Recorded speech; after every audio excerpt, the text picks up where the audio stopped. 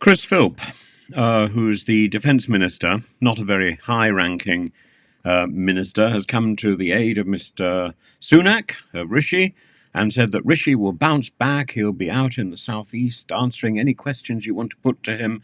And meanwhile, he's getting ready for a panorama interview this evening with Nick Robinson, an in-depth panorama interview which no doubt will be asking difficult questions about D-Day and about Mr. Sunak's focus, and indeed probably dealing with this issue that Farage raised about culture, that he's too rich to know what's going on, or maybe this issue about culture is a veiled form of racism, a racist attack by people who want to criticize Rishi Sunak, the first Asian Prime Minister that we've had.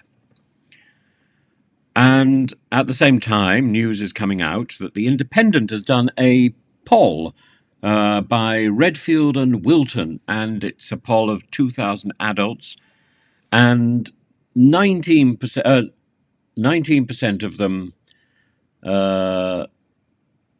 think that Mr. Sunak should be replaced by Mr. Farage. 22% of those who are Conservatives think that he should be replaced by Farage.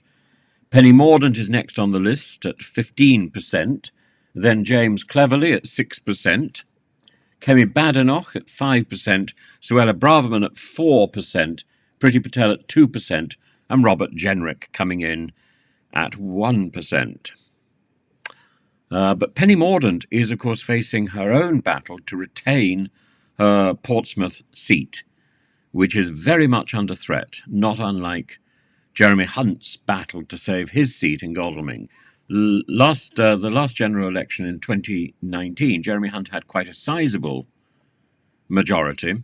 With the boundary changes and actually with his own performance, that majority has slipped. In fact, over the various general elections that he has stood in, his majority has dwindled from something very, very reassuring to something which is now knife-edge stuff. Knife-edge stuff for the Chancellor of the Exchequer and for the leading contender in the Conservative Party to take over the party. Otherwise, it's all down to a grab by Farage. Bah!